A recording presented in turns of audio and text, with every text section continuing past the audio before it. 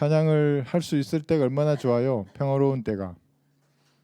찬양도 못하고 여기 누구지 국가에서 나온 무슨 인민위원회에서 그는 자치위원회를 하겠지. 그거 앉아가지고 내 설교 감시하고 찬양 내용 감시하고 있으면 어떻겠어요.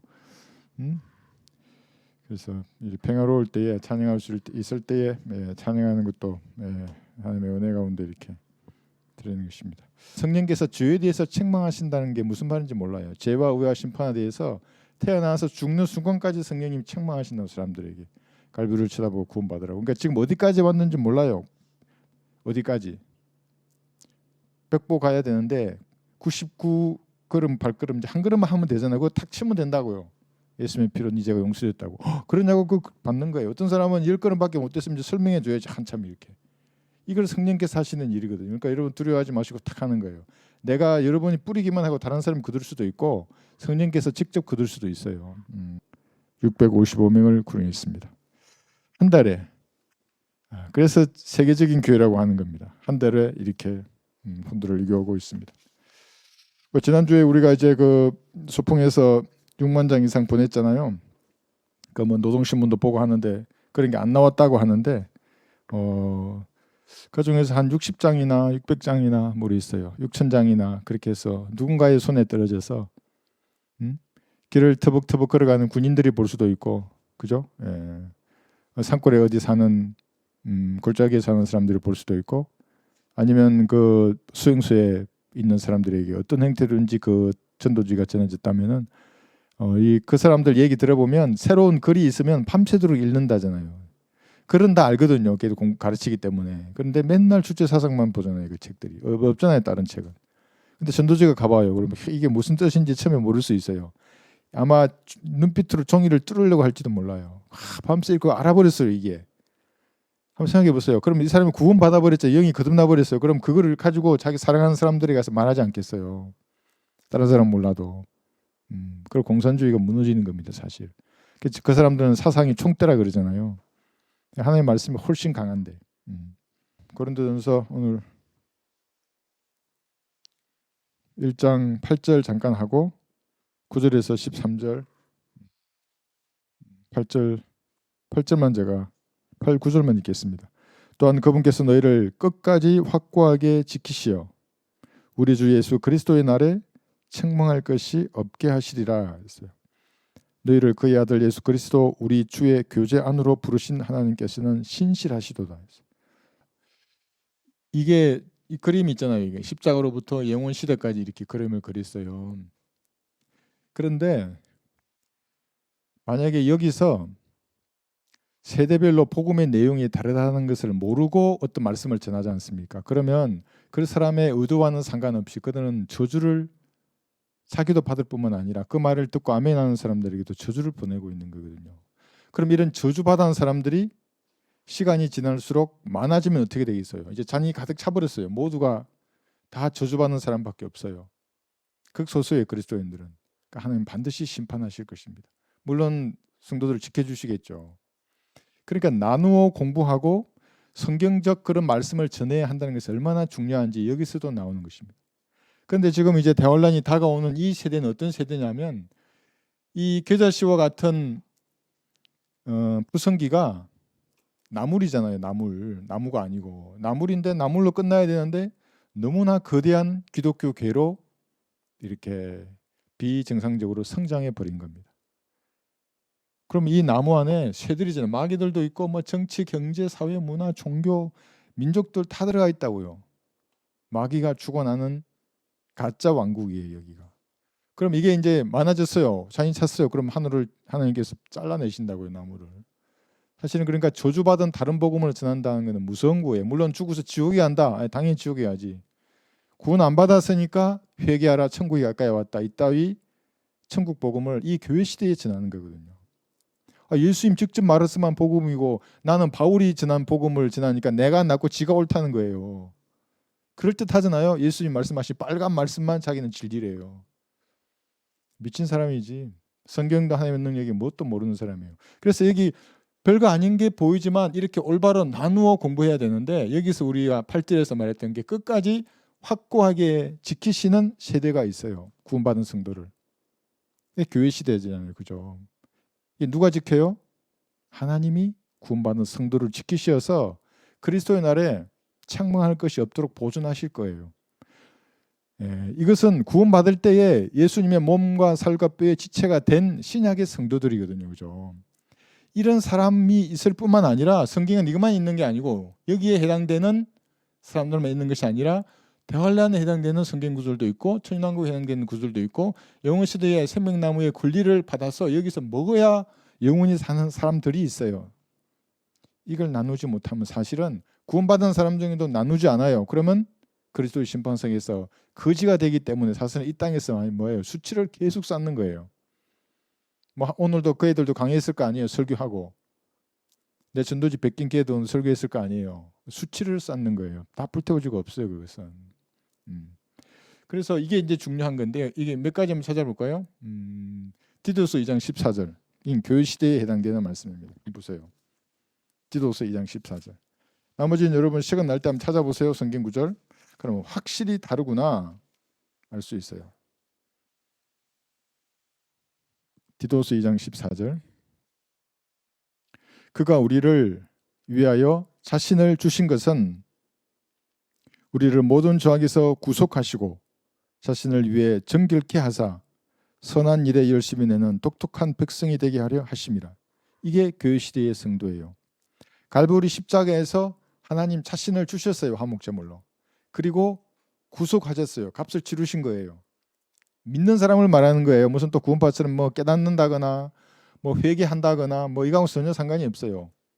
회개 이전에 믿음으로 갈보리를 보면 회개와 구원이 동시에 이루어진다고 뭐 그 사람들이 무슨 말인지 알란지 모르겠지만 그죠? 예. 그렇게 하시고 선한 일에 열심을 내는 선한 일은 뭐예요? 복음을 전파하는 거예요. 그죠? 예수님의 피의 능력을 전하는 거거든요. 그게 열심을 내는 독특한 백성이에요. 이제 그렇잖아요. 이 땅에 살아서 여기에 있는데 내 영이 거듭났어요. 구원받았잖아요. 혼은. 그런데 영이 또 셋째 하늘에 동시에 있다고요. 천상에 앉히신 거예요. 똑똑한 백성이에요. 살아있는데 육신은 죽었다 그러고 자기 안에 하나님이 들어와 계신다 그러고 그런데 여전히 육신은 죄를 짓는 비참한 사망의 몸을 입고 있거든요. 좀 독특해요.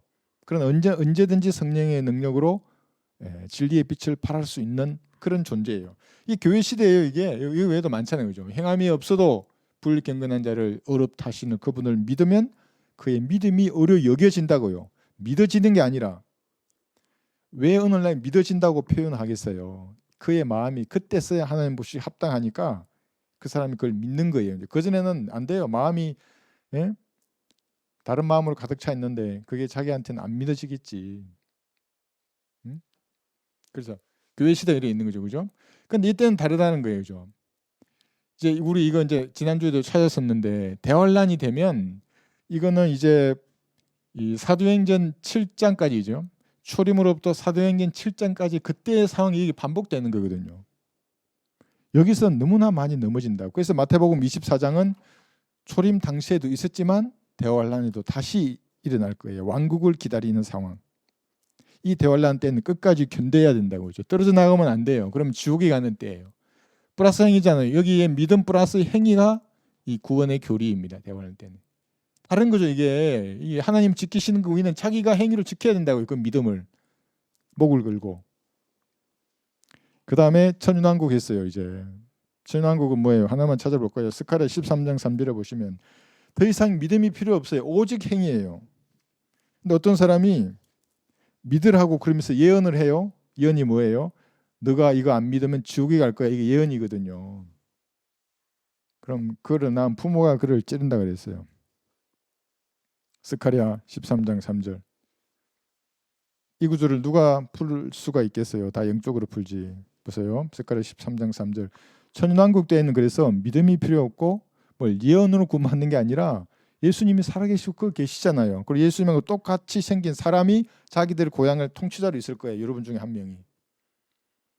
3절을 보시면 어떤 자가 여전히 예언하게 되면 그를 낳은 그의 아비와 그의 어미가 그에게 말하기를 너는 살지 못하리니 이는 내가 주의 이름으로 거짓말을 함이라 할 것이며 그를 낳은 그의 아비와 그의 어미는 그가 예언할 때에 그를 찌르리라. 지금은 예언해야죠. 당신 예수님 피를 믿지 않으면 지옥이 한다고요. 근데 지금 믿으시면 진지하게 하늘나라 가는 게 다 예언이거든요. 믿으시겠냐고. 그렇게 하면 같이 기도하는 거거든요, 이게. 그래서 여러분이 예언의 영을 가지고 예언의 말씀을 전하는 사람들이에요. 그런데 천연왕국 때는 그럴 필요 없어요. 예수님이 앉아 계시기 때문에. 보고 믿는 거거든요. 그러니까 믿음으로 믿는 게 아니라 그 앉아 계시잖아요. 똑같이 생긴 사람 자기 고향이 있고, 그죠? 다르다는 거예요, 세례가 이렇게. 그리고 생명나무의 권리를 가진다는 말은 대환란 때에 생명나무의 권리를 가지려면 행위를 끝까지 지켜야 되잖아요.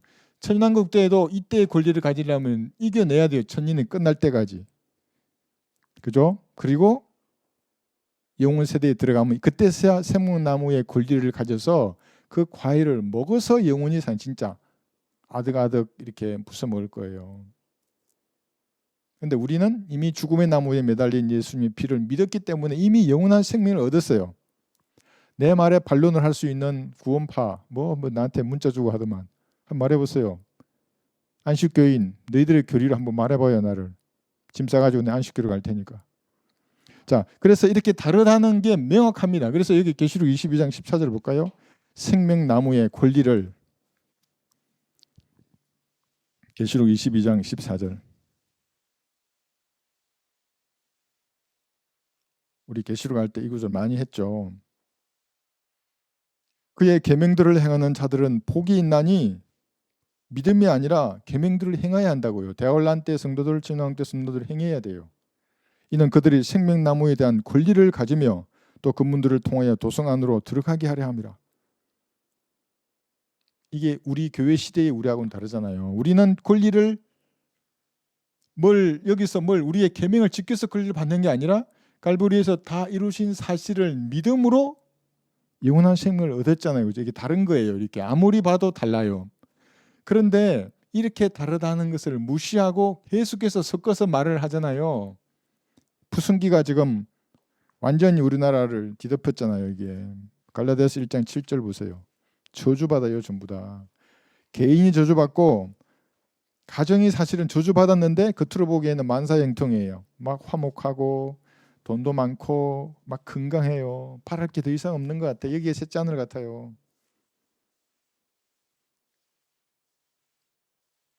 그죠? 그 은사주의 보니까 아주 그냥 웃음이 넘쳐요. 막 계속 웃어요. 그래서 난 처음에 미친 사람인 줄 알았어요. 막 계속 말만 하면 웃는 거예요.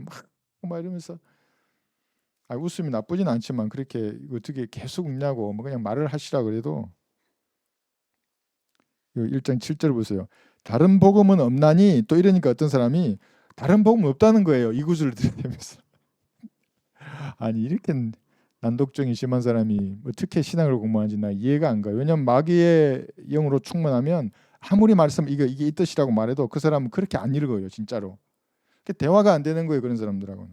다른 복음은 없나니라 마의 의미는 뭐냐면 바울이 전한 로마서 4장 5절 행함이 없어도 불경건한 자를 어렵다 하시는 그분을 믿으면 그 믿음이 어렵게 된다고 하는 이거 외에 다른 복음이 없다는 거예요. 바울이 전한 은혜의 복음 외에는 다른 복음이 없다는 말이에요. 근데 있잖아요. 천국 복음도 있고 영원한 복음도 있고. 이 말의 의미는 뭐예요? 다만 너희를 교란시키는 어떤 사람들이 있어서 그리스도의 복음을 변개시키려는 것이라. 그러나 우리뿐만 아니라 하늘에서 온 천사라도 우리가 너에게 전한 것 외에 어떤 다른 복음을 전한다면 그는 저주를 받으리라. 그럼 다른 복음 있다는 거예요? 없다는 거예요? 있다는 거잖아요. 이게. 정말 하여튼 그래요. 그러니까 저주받아요. 다른 복음을 전하면. 이렇게 세대가 다른 것을 모르고 모두 묶어서 여기에 전해봐요. 그러니까 이것도 여기에 전하고 이것도 여기에 전하고 마태복음 5장 7장 산상수훈도 마찬가지예요. 예? 이것도 이렇게 여기 전하고 막 다 섞어서 전하면 저주받아요. 그것이 우리나라를 가득 채운다 그러면 이 나라는 주님 앞에 반드시 심판을 받을 거예요. 그래서 이제 그리스도인들 여러분들이 있는 거거든요. 여러분들이 거리에서 개인 구령하고 형제들 거리 복음 전하고 또 이 진리의 기치를 높이 들면 주님이 보시는 거예요. 그거를. 그리고 돌아서는 사람들이 있거든요. 여러분 영향력을 미치는데 우리 교회 전도지를 가지고 표킨 그 목사 걔도 그걸 만들잖아요. 영향을 미쳤잖아요. 우리가. 우리 옆에 있는 교회들도 하더만요. 번호 쓰더만 1, 2, 3, 4. 물티슈에도 요즘에 1, 2, 3, 4 물티슈. 그래서 물티슈 봤어요? 1, 2, 3, 4. 근데 읽어봤어요. 야 그래 뭐 어떻게 뺏겼나 보니까 좀 물론 마음에 안 들었지. 그대로는 구원받을 수 없게 이렇게 썼지만 선한 영향력이 이렇게 미치는 것입니다. 그래서 다른 복음을 충만해지면 저주를 받는데 이게 우리 구약에도 그랬잖아. 유대인들을 이스라엘을 심판할 때는 주님께서 이런 사람들을 항상 보내 군대를 보내신다고. 정신이 번쩍 들어요. 독재가 눈앞에 보이는 걸 보면 정신을 차려야 되는데 안 차리죠 사람들이. 정치적으로 문제를 해결하려고 하거든요. 그래서 여러분들은 이것을 아시고 진리의 기초를 높이 들어야 돼요. 그러면 주께서 이 민족에게 자비를 베풀 수도 있어요. 이거 살려줄 수도 있어요. 왜냐하면 여러분들이 있기 때문에. 다른 거 없어요. 진리의 기초를 들고 은혜의 복음을 증거하는 사람들 있잖아요. 그 영원한 생명을 죄인들에게 계속 줘요. 성도들이. 그러면 하나님께서 지켜주신다고요. 우리도 이번 주에 몇 명이 있어요? 655명. 아니. 올해 1월 달에. 1월 달에 655명의 혼을 이겨왔잖아요. 주님은 자신의 피가 이렇게 높이 증거되고 이 높임을 받으신 거죠. 피의 능력을. 그 가치를 알아주는 성도들이 있으면 자비를 베푸시게 돼 있어요. 그런 마음으로 여러분들 기도하십시오. 이 우리 민족을 위해서도. 그리고 복음의 문이 닫히지 않도록 그렇게 계속 기도해야 하는 겁니다. 따뜻한 바람이 불면 어느 날 다시 우리는 이제 소풍을 하러 나갈 것입니다. 자, 이제 이렇게만 보시고 고린도전서 1장 9절.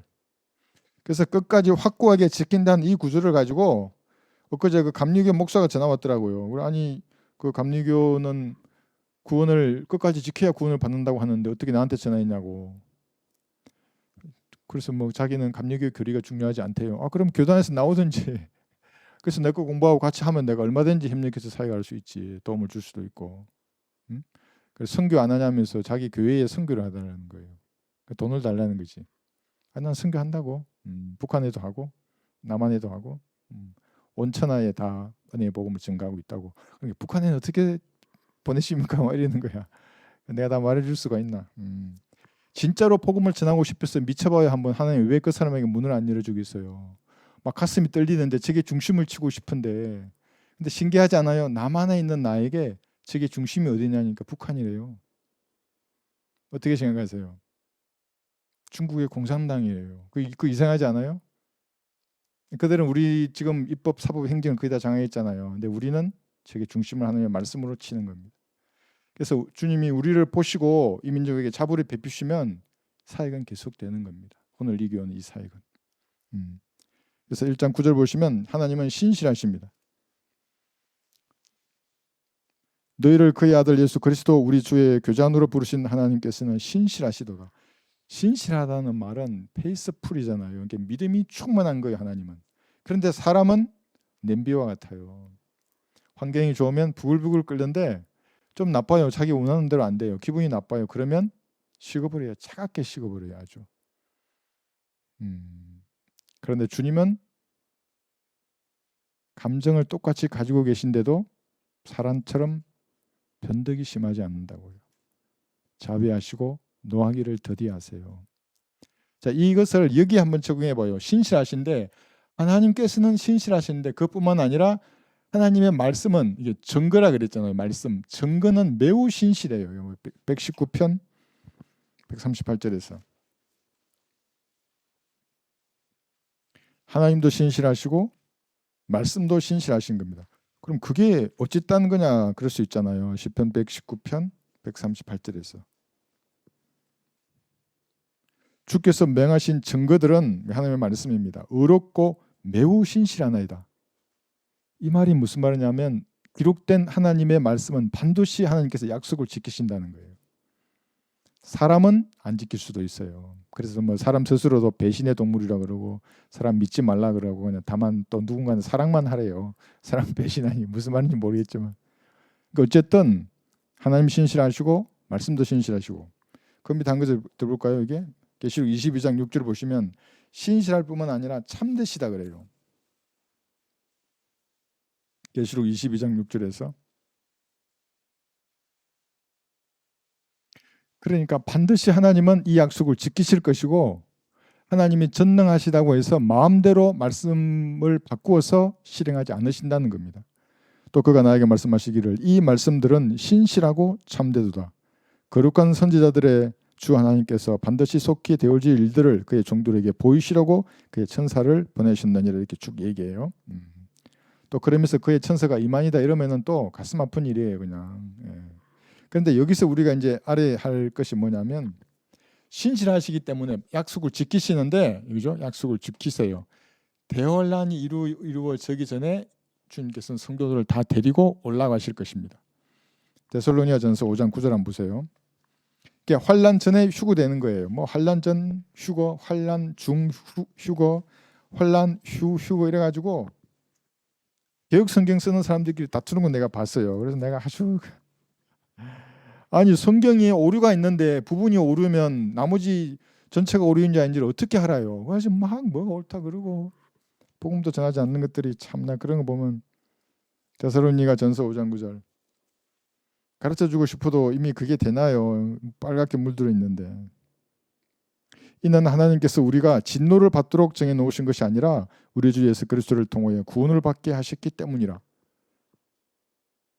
구원을 받게 하셨기 때문이라 그죠? 진노, 대환란, 지상재림, 그다음에 불못이에요. 대환란이 왜 하나님의 진노가 있어요? 대환란이 남으면 구원을 잃어버린다고요. 그러면 하나님의 신부에게 생각해 보세요. 어떤 사람은 그러면 행위의 기준에 따라서 어떤 사람이 행위가 좋으니까 데려 올라가고 어떤 사람이 행위가 나쁘니까 남는다 그러잖아요. 그럼 그 행위의 기준은 아무도 몰라요 사실은. 그럼 막 눈물 콧물 짜게 하는 거예요. 그러면 자기 교회나 목사를 섬기게 하는 거거든요. 이건 하나님의 성품과 완전히 달라요. 행위가 필요한 이 구원 계획도 여기도 있고 여기도 있잖아요. 여기도 있고 이건 먹어야 살잖아요. 상산순을 지켜야 돼요. 손 자르고 눈 뽑아내고 죄를 짓지 않아야 된다고요. 대환란 때는 자기 목을 걸고 적그리스도께 경배하지 말고 포를 받지 말아야 돼요. 근데 지금 물어보세요. 행위로 휴거 되려고 하는 사람들에게 어떻게 해야 휴거 신부로서 단장할 수 있냐고 한번 물어봐요. 뭐 11조 해야 되고 뭐 해야 되고 뭐 해야 되고 뭐 해야 되고 명확한 기준이 없어요. 성경에도 없고 없지. 당연히 예수님 피를 믿는 사람은 다 올라가는데 뭔 놈의 행위를 해야 되고 회개를 해야 되고 예? 그죠? 근데 신실하시기 때문에 주님은 대환란이나 지상 재림이나 이 불못에 떨어지는 진노를 받도록 하신 게 아니에요. 여러분들에게는. 그래서 그런 진노가 시작되는 주의 날이 시작되잖아요. 대환란에서부터 진노가 시작되기 전에 여러분들 다 데리고 올라가실 거예요. 이런 믿음이 없으면 하나님을 거짓말쟁이로 여기면서 기도하는 사람이에요. 그러니까 구령할 수 없다고요. 그 사람은. 아무리 가르쳐 줘봐요. 시범 보이고 가르쳐 주고 이제 네가 한번 해봐. 멍 한다고. 한번 해봐요. 진짜인지 아닌지. 그러나 이제 거기서 그걸 아는 거예요. 뭔가 하나님 위해서 진짜 마음으로 인간들 눈치 보지 않고 진짜로 하나님을 내가 기쁘시게 하겠다는 마음을 딱 가지면 사람이 달라지기 시작하거든요.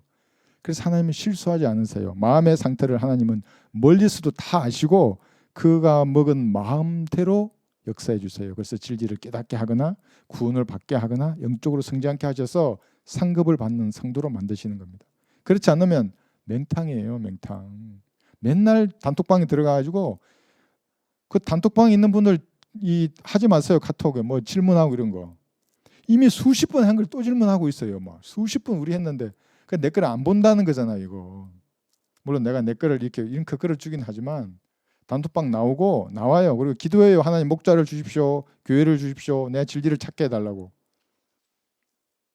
그런데 이걸 줘도 행동으로 옮길 의지를 가지 않고 뭐 기도하잖아요. 응답 안 해줘요. 하나님은.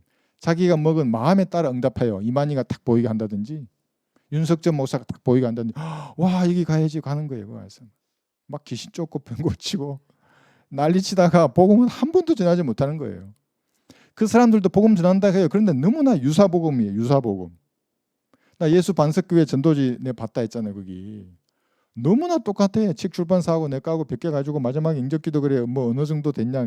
복음도 엉터리지만 그 영접기도도 주요 용어를 갖다 넣긴 했는데 이게 아니에요. 아주 교묘한 사람들이에요. 그런데 여기 신실한다 했잖아요. 그죠? 예, 하나님은 신실하세요. 말씀도 신실한데 신실하지 않는 게 어떤 거냐면 모세의 예를 얘기 하나 들게요.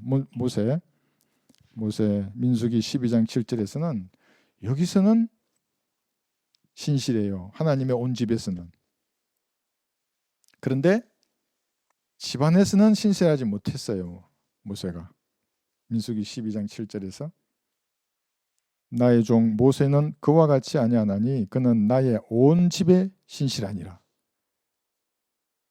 그런데 집안에서는 어땠을까요? 가정에서는. 여기 출애굽기 4장 24절 보면 자기 아내한테 당신은 피 흘리는 남편이라는 핀잔을 들었어요. 출애굽기 4장 한번 보세요. 아내가 아니었으면 장자 게르솜은 죽었을 거예요. 하나님 앞에. 왜냐하면 가장으로서의 모세, 자기 집안을 잘 돌보지 않았어요. 할례를 해야 되는데 안 했다고요. 모세가. 이럴 수도 있는 상황을 우리가 보는 겁니다. 출애굽기 4장 24절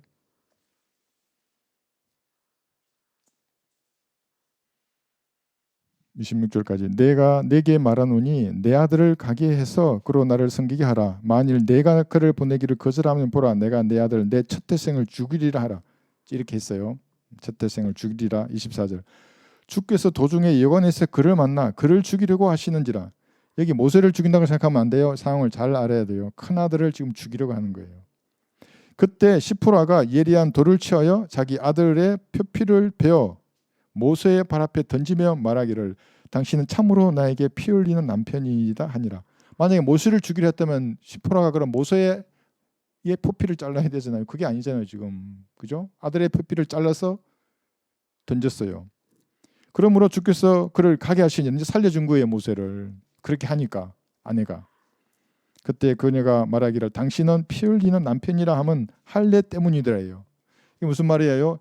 이집트를 탈출할 때 모세는 가장으로서 자기가 더 이상 히브리인으로서의 생각하지 않는 거예요. 내가 이제 히브리인이다 생각하지 않았어요. 그런 마음을 먹었다면 할례를 했었어야죠. 자기 자녀들을. 난 지 8일 만에. 안 했잖아요. 그죠? 그런데 여자는 그걸 알았어요. 창세기 여기 17장에서. 한번 볼까요? 11, 12절에서. 그런데 시프라가 여기서 주께서 자기 큰아들을 죽이려 할 때 막 무릎 꿇고 기도하고 막 아니면 맞거나 아니면 무서워서 도망갔거나 그랬으면 어땠을까요? 아들 죽었죠. 진짜 잘하는 거예요. 지혜로운 거예요. 즉시 뭘 해야 될지 알았어요. 여기 17장 11절 12절 보시면 너희는 너희의 포피의 살을 베어내라. 이것이 나와 너희 사이에 언약의 표가 되리라. 되도록 모든 사내 아이는 집에서 태어났거나 내시가 아니고 타국인에게서 돈으로 사수도 난지 8일이 되면 너희 가운데서 할례를 받아야 하느니라. 그러니까 이 시포라가 모세와 한 40여 년 가까이 살았거든요. 그러니까 안 거예요. 그 사는 동안 이 사실을 명심하고 있었어요. 그런데 가장이 자기 아들에게 할례를 하지 않는 걸 봤어요. 신실하지 못한 거죠. 그러다 그 상황이 딱 닥치니까 딴 거 안 하고 그것부터 하는 거예요. 언약의 표를 실행한 겁니다. 그러면서 남편 앞에 했든지 똑바로 좀 해라. 똑바로 좀 하라고. 이게 뭔 짓이냐고. 안 그랬으면 아들이 죽었잖냐고. 지금 그 얘기하는 거거든요. 그래서 가정에서도 신실해야 합니다. 자, 그죠? 또 하나 들어볼까요? 신실에 관련된 구절. 잠언 11장 13절에 보시면 왜 험담을 하지 말라고 하겠어요? 험담은 상처와 함께 뱃속 깊은 데로 내려가요. 험담을 들었어요. 다른 사람 험담하는 거를. 그거는 들은 사람의 길을 통해서 뱃속 깊은 데로 들어가서 상처가 돼요. 험담하지 말아야 합니다. 그리스도인들은. 그런데 11장 13절에서는 이런 구절이 있습니다. 험담하는 자는 비밀을 누설하나 신실한 영을 가진 자는 말을 숨기느니라. 제가 수다 떨지 말라 했잖아요. 수다는 창녀들이 뜨는 거라고. 성경이 그렇게 말씀하세요. 그러니까 말이 많은 곳에는 항상 죄가 넘쳐나요. 남을 비방하고 험담하는 것은 듣는 사람으로 하여금 뱃속 깊은 데 상처가 나게. 이 무슨 말이겠어요? 마귀에 가만두지 않는다고, 감염시킨다고 이제. 그럼 뭐예요? 그 남는 시간에 복음 전하기 위해서 기도. 시간이 남았어요. 기도하고 말씀 보고 찬양 들 시간도 없잖아요. 그리고 하나님 능력을 주시면 나가는 거예요. 밖으로. 험담하지 말고. 자, 이 정도 보시고 다시 고린도전서 1장 10절 12절을 보겠습니다. 형제들아 이제 내가 우리 주 예수 그리스도의 이름으로 너희에게 권고하노니 너희 모두는 같은 것을 말하고 또 너희 가운데 분열이 없게 하여 같은 생각과 같은 판단으로 온전히 함께 연합하라. 온전히 연합하지 못하면 그 사람은 튕겨나가게 돼 있어요. 이 교회란 주님의 피로 세우신 주님의 교회거든요. 저도 어떨 땐 이 거대한 물 가운데 내가 있다는 걸 알아요. 내가 끌려가는구나, 이 물길에. 이게 느낀다고요. 바람이 불거나 뭐가 이러면은 그 거대한 물길 속에 내가 있어서 주님이 자신의 사역을 하시는구나, 이걸 안다고요. 그렇지 않고 제가 어떻게 모든 걸 다 알겠어요, 그죠? 그 짓누르는 무거운 책임감 어떻게 제가 감당하겠어요? 아, 이 속에 나도 있구나. 그 잠잠히 그냥 간다고요. 주님께서 인도하시는 대로. 연합하라요. 연합하지 못하면 나갑니다. 나 형제들아, 클로에 집안의 사람들이 너희에게 관하여 내게 전해준 바로는 너희 가운데 다툼이 있다는 것이라. 이제 내가 이것을 말하면 너희 각자가 말하기를 나는 바울에게, 나는 아폴로에게, 나는 게바에게, 나는 그리스도께 속한다라고 함이라요. 분열과 다툼은 초대교회 때부터 있었어요. 지금까지 있어 왔어요. 근데 이때만 해도 벌써 4개 파잖아요. 이게 바울파잖아요. 바울파를 말하면 극단적인 세대주의자 뭐 이렇게 말해요. 신학에서는 뭐 벌린거 오해요, 뭐 이상한 인간들이 있어요. 극단적 세대주의, 뭐 교회가 바울부터 시작했다 이러면서 뭐 그 전에 이미 있었는데 막달라 마리아가 될 수도 있어요. 부활한 예수님을 처음 보았던, 그런 정확히는 모르지만. 근데 바울부터는 아니잖아요, 그죠? 바울도 자기가 말하기를 자기가 주님의 교회를 박해했다 그랬는데 어떻게 바울부터 있었겠어요? 그다음 뭐예요? 뭐 아폴로 그러면 정통 유대 교인, 게바 그러면 로마 카톨릭이 베드로로부터 사도권이 개성돼 가지고 자기들이 사제들이 그 권위를 행사한다 뭐 이러잖아요. 그다음에 그리스도 이미 캠벨파거든요. 물 속에 침례를 받아야 구원을 받는다 이렇게 하는 거. 아까 우리 간증 잠깐 들었는데 그 구원받고 눈물 흘린 남자 자매님 말할 때 그 모태에서 뭘 신앙할 수 있어? 우리 맨날 듣는 말이잖아요. 그러니까 믿음이 있다는 말은 뭐냐면 믿음은 누구나 있어요. 불교 중들도 믿음을 가지고 있어요. 그런 게 목탁 두드리잖아요. 뭔가 일이 날 줄 믿고 두드리는 거거든요. 그게 그렇잖아요. 아무 상관 없이 두드리겠어요. 걔들도 뭔가 있으니까 두드리거든요. 근데 그걸 예수님을 믿는데 쓰지 않을 뿐이에요. 교회 다니는 사람들도 성경에 믿음이 있는 게 아니라 뭔가 있으니까 갔지만 구원을 안 받은 사람들이 많아요. 그러니까 이제 복음을 전하니까 눈물 흘리면서 예수님을 영접했다고 이제 그런 일이 일어나는데 파가 진짜 중요해요. 그래서 우리 자매님이 파가 중요하다 그랬다잖아요. 파가 중요하죠. 여기도 벌써 4개 파가 있잖아요. 그런데 우리나라에 이걸 한번 적용해 보세요. 우리나라에는 시간이 많이 흘렀네. 우리나라에는 다른 거 필요 없어요. 분열을 하지 말고 다투지도 말고 연합하는 것이 성경적이지만 어떤 성경을 쓰십니까? 여기서는 단호하게 떠나야 됩니다. 그런 사람들. 이게 무슨 말이냐면 여기 보세요. 한글을 쓰잖아요. 모국어로. 이 말은 여러분들이 성장하면서 어머니에게 이 언어를 배움과 동시에 청소년기와 성인 그다음에 장년기로 오면서 코네 가운데 그 단어를 썼잖아요. 그러니까 여러분의 코네가 녹아 있는 게 한글이에요. 이것이 권위를 가져야 하는 겁니다. 최종 권위를. 근데 어떤 사람들은 영어에 한국 사람이면서도 권위를 두고 한글을 참고용으로 쓰게 되면 그게 이단이 되는 겁니다. 지금 제가 이 말을 영행주의자들은 이해를 안 하려고 해요. 그 사람들 계속 영어를 최종 권위로 두거든요. 한글을 모국어로 쓰는 사람이 있어. 그러니까 자기 고뇌와 삶의 다양한 경험 가운데서 그 단어가 녹아 있거든요. 내 머릿속에. 근데 그걸 거부해보고 영어 단어를 딱 잡잖아요. 그러면 그 영어 단어를 해석해 주는 사람이 그에게 하나님이 되는 거예요. 그래서 제가 돼지머리 숭배자라고 계속 까는 거예요. 그 사람들을, 영킹주의자들을. 영어를 모국어로 쓰는 사람들은 당연히 영어 킹제스 버전이에요. 그리스어, 독일의 루터 성경, 헬라어 표준 원문 있잖아요. 이게. 그러니까 영어를 쓰는 사람이 헬라어 표준 원문을 최종 권위로 여기면 걔를 TR주의자라고 미국에서도 이단이라 그런다고요. 똑같은 개념으로 한글을 모국어로 쓰면서 영어를 높이거나 헬라를 높이는 사람들은 사대주의자들이에요. 전부 다. 하나님하고 전혀 상관이 없어요. 그러니까 어떤 성경을 쓰냐? 킹제임스 성경 쓴다. 이 말도 틀렸어요. 한글 킹제임스 성경을 쓴다 그래야지. 그래서 킹 제임스 성경 교실이에요. 한글 킹 제임스 성경 교실이에요. 한글 킹 제임스 성경 교실이잖아요. 나의 고뇌와 삶의 무게가 한글에 녹아 있는 거예요. 그것이 나에게 권위를 행사해야 돼요. 나에게 권위를 위에서 나에게 행사해야지. 내가 아래로 보고 영어를 가지고 한글 단어를 고치려고 그래요. 이래도 되고 저래도 되고. 이게 이 단어가 옳다 그러고 영어만 가지고는 성경을 번역할 수 없다고 내가 몇 번 말했잖아요. 그 영킹주의자들 번역한 거 보세요. 영광의 비중을 이루라는 말을 영광의 중량을 이루라 이래놨어요. 그 내가 쓰는 한글을 자기 마음대로 재단하는 거예요. 그게 나는 욱하고 올라온다고 이게 뭐 이 성경이 있다 왜 이렇게 되는 거예요. 근데 어떤 사람들 그게 좋아가지고 가는 거예요. 왜냐하면 그에게는 이래나 저래나 상관이 없어요. 영어가 하나님의 말씀이기 때문에. 그러니까 교묘한 사탄의 세력이에요. 표킹, 흥킹, 뭐 근본킹 마찬가지예요.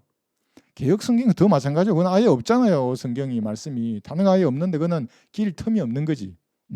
그래서 그런 성경을 쓰는 사람들에게는 분열이 없게 하고 다투지 말라 하고 하더라도 떠나야 돼요. 그런 사람들에게는. 로마서 16장 17절 보면. 그러니까 사도 바울은 분열이 없게 하라고 말하면서 다른 구절에서는 오히려 분열을 조정하고 있어요. 그러니까 성경을 바른 말씀이 아니면 성경 읽다가 미쳐버린 사람 많다고요. 개혁 성경 보다가 미친 사람들 왜 그러겠어요? 성경도 괴상하게 번역을 해놓았는데 산골짜기 가서 기도원에서 말해봐. 이 막이 들려가지고 방언해봐요. 좀 있으면 미친다고 이 사람은. 로마서 16장 17절. 이제 형제들아 내가 너희에게 권고하노니 너희가 배운 교리에 역행하여 분열을 일으키고 공박하는 자들을 주의하고 그들에게서 떠나라. 교리에 역행하는 거예요. 어떤 성경을 쓰십니까? 여기서 끝나요 그냥. 현대인의 성경 쓰는데요. 저는 NIV를 쓰는데요. 그런 사람도 있었어요. 그러니까 여러분의 시간을 절약해야 합니다. 그런 사람들에게는. 그런 자들은 우리 주 예수 그리스도를 섬기는 것이 아니라 자기들의 배를 섬기는 것이니 정중한 말과 그럴듯한 언변으로 순진한 사람들의 마음을 미혹하느니라예요. 미혹 말씀해드렸잖아요. 미혹의 영을 하나님이 허용하시는 이유가 그를 심판해서 지옥에 던지시려고 하는 거거든요. 그런 거예요 이렇게. 그리고 교리에 대해서 조금 더 해놨어요. 나중에 한번 더 보세요. 이게 보면 뭐냐면 요한복음 7장 17절에서 말하는 그 교리 이게 무슨 말이냐면 여러분이 개인 구령을 하거나 누군가 대화할 때 하나님이나 성경에 관해서 얘기하잖아요. 그럼 성경적 교리를 말하는데 이 사람은 내가 말하는 성경적 교리가 하나님으로부터 온 것인지 아니면 이단 사이비 마귀에게 온 것이 구분을 못해요. 왜 그러겠어요? 볼까요? 요한복음 7장 17절. 교리가 중요합니다. 그래서 항상 성경이 우리에게 주신 목적도 교리와 책망과 바로잡음과 의로 훈육하기에 유익하다고 말하는 겁니다. 요한복음 6장 7장 17절. 만일 누구든지 그분의 뜻을 행하려고 한다면 그 교리가 하나님으로부터 온 것인지 아니면 내가 내 자신에 관하여 말하는 것인지 알게 되리라요.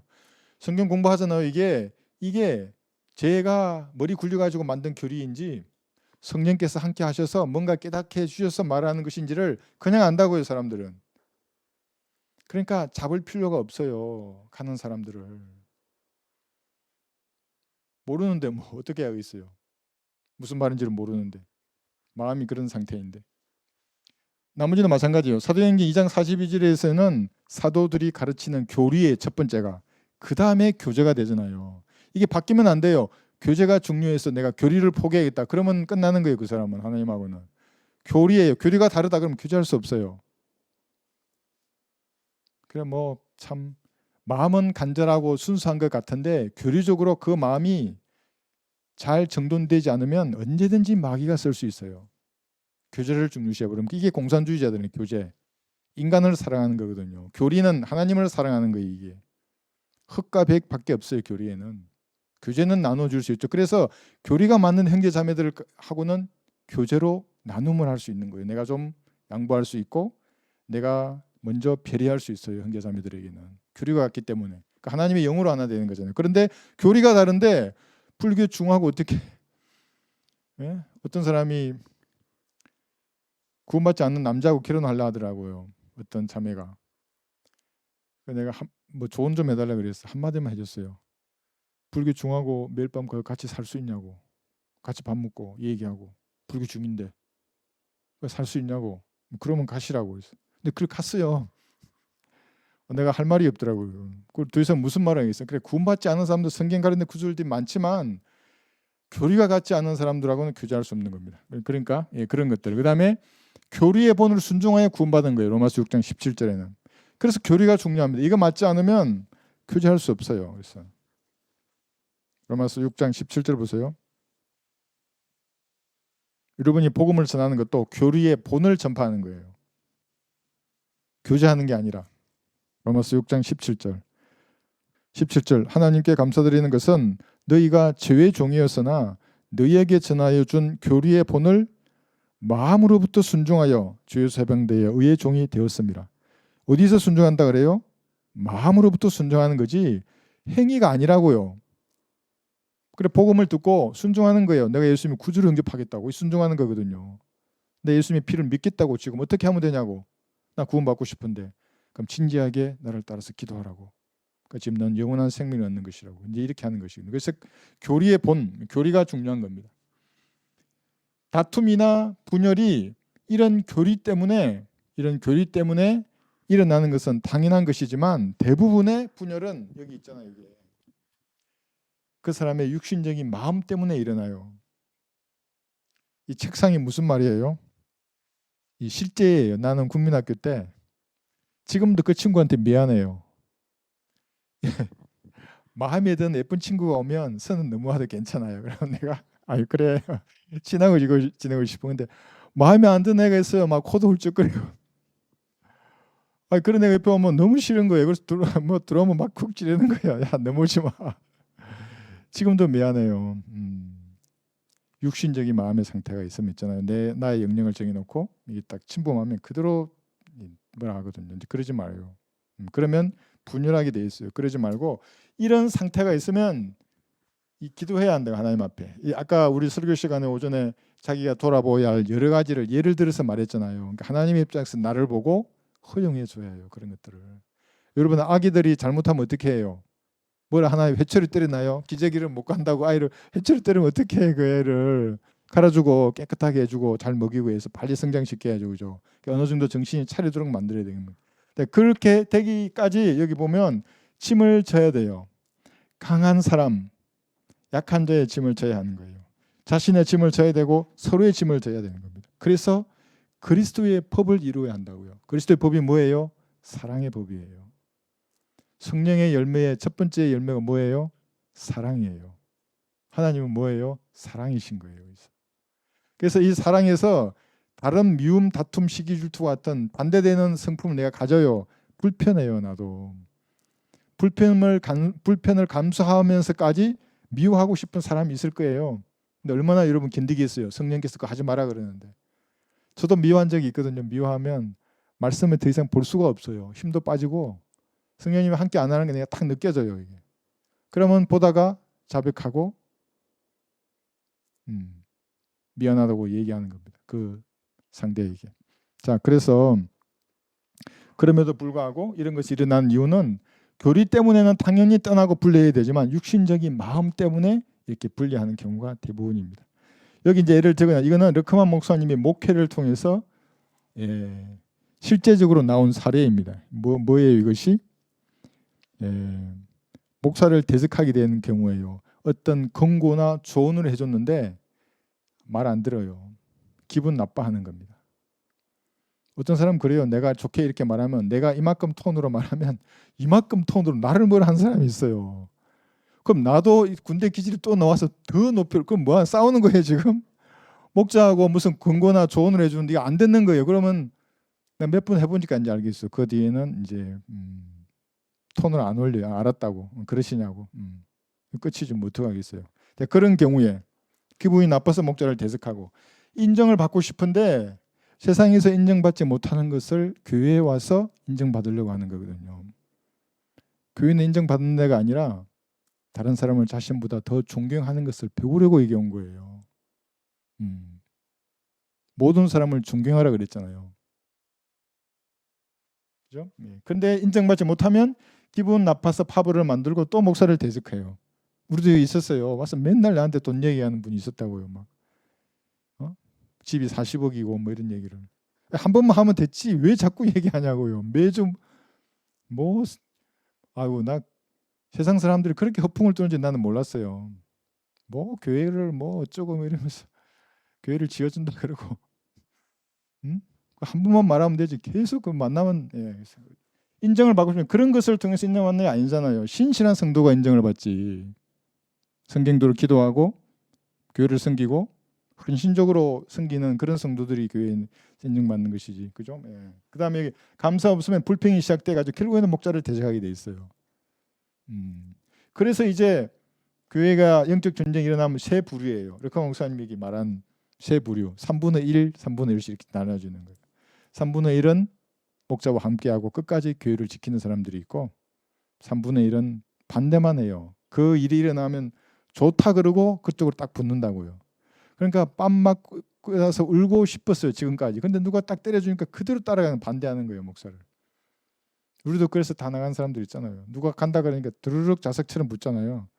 그 알고 있는 사람 그래 빨리 붙어서 빨리 나가야 돼. 왜냐하면 주께서 태풍을 일으키시면 막으면 안 돼요 그거를. 물론 내가 말할 수 있는 기회가 되면 말하죠. 근데 이미 그들의 마음이 다 돌아서 있는 거거든요. 이게. 아무리 얘기해도 안 돼요. 자 그런 3분 나머지는 무관심한 거예요. 그냥 그러나 저러나 이러다가 흩어져 버려요 이 사람들은. 이런 세 부류의 사람들. 여러분 어디예요? 우리는 아직 그 정도로 큰 교회는 아니지만 여러분 교회를 지켜야 되겠다는 거예요. 하나님의 입장에서 이 사역을 봐야 돼요. 하나님의 입장에서 은혜의 복음을 저 북녘 땅에 전하는 사람이 어디에 있어요? 교회에 있어. 한번 대보세요 여러분. 이렇게 자꾸 그들이 보기에는 보잘것없어 보이잖아요. 그렇지만 위대한 사역을 수행하는 겁니다. 위대한 사역을. 우리가 얼마나 보내는 것이 그들에게 위협이 되었던지 100억짜리 건물 130억이었나? 개성공단도 폭파시켜버렸죠. 연락사무소를. 여러분 그거 보셨어요? 사무실 팡 폭파되는 거? 난 저게 우리가 보는 전도주의 위력이구나 이렇게 생각했어요. 자, 이 정도만 보시고 13절 볼게요. 나뉘시느냐 그래요. 고린도전서 1장 13절 나누지 않죠. 여러 파가 있어요. 우리나라도 얼마나 많아요. 그죠? 각종 파들이. 그리스도께서 나뉘시느냐? 바울이 너희를 위하여 십자가에 못 박혔더냐 아니면 너희가 바울의 이름으로 침례를 받았더냐 했어요. 나누시지 않죠. 그리스도는. 씨 뿌리거나 물 주는 자의 직분이 다를 뿐이죠. 그죠? 잘하게 하시는 분은 하나님이십니다.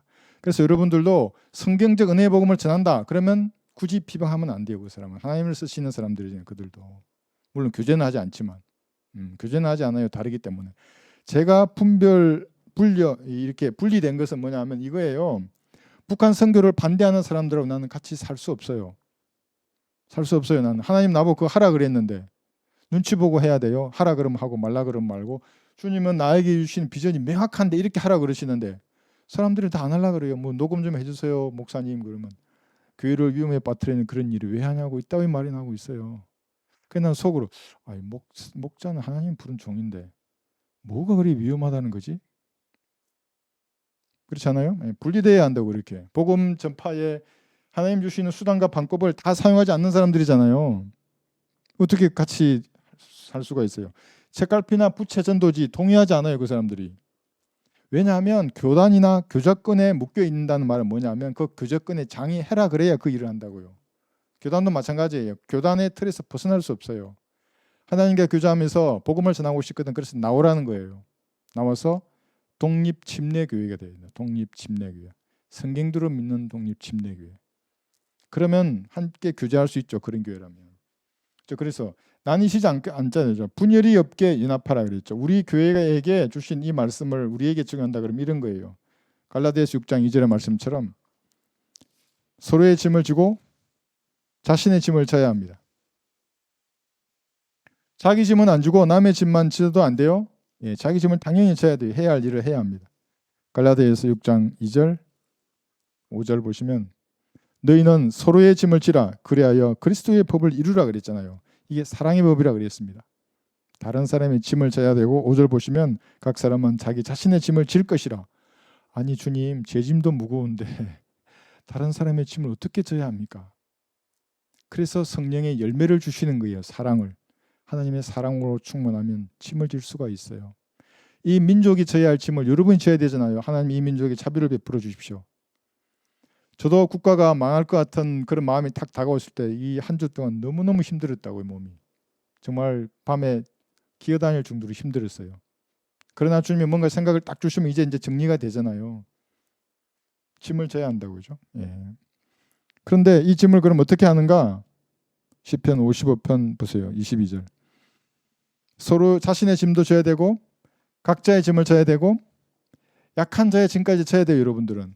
아니 제가 약한 자인데요. 제가 보기에 여기에 나와 계시는 분들 중에 약한 사람 아무도 없어요. 강한 사람은 뭐냐면 신앙을 하면서 여러 가지 경험을 했던 사람이에요. 넘어져도 보고 일어나도 보고 진창에 빠져도 보고 일어나도 보고 그렇게 해서 여기까지 왔는데 그것만 있는 게 아니라 진리의 지식도 가지고 있어요. 강한 사람이에요. 여기. 그렇죠? 강한 사람은 뭐냐면 이런 분별력을 가지고 있다고요. 지금까지 경험과 진리의 지식을 가지고 있어요. 여기 계신 분들은 아무리 봐도 다 강한 자예요. 성경을 손에 들고 있잖아요. 그렇다면 자기 짐도 지고 약한 사람의 짐도 지고 지체의 짐을 지는 거죠. 그리고 그 짐을 주님께 맡겨야 합니다. 어떻게 져요? 내 짐도 힘든데. 시편 55편 22절에서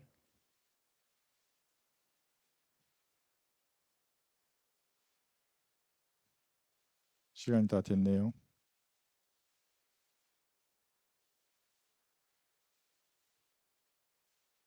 시편 55편 22절. 너의 짐을 주께 맡기라. 그리하면 그가 너를 붙드시고 의인이 흔들리는 것을 결코 허락하지 아니하시리라. 어떻게 맡기는 거예요? 아무것도 염려하지 말고 다만 모든 일에 기도와 간구로 너희의 구하는 것들을 감사함으로 하나님께 알려지게 하라 그랬잖아요. 감사함으로 알려져야 되는 거예요. 감사 없으면 한다 그랬잖아요. 결국 저한테 와서 막 따지고 든다고요. 그러지 말고 감사함으로 하나님께 알려지게 하는 것입니다. 그러면 여러분의 짐도 지고 다른 사람의 짐을 지게 되어 있습니다.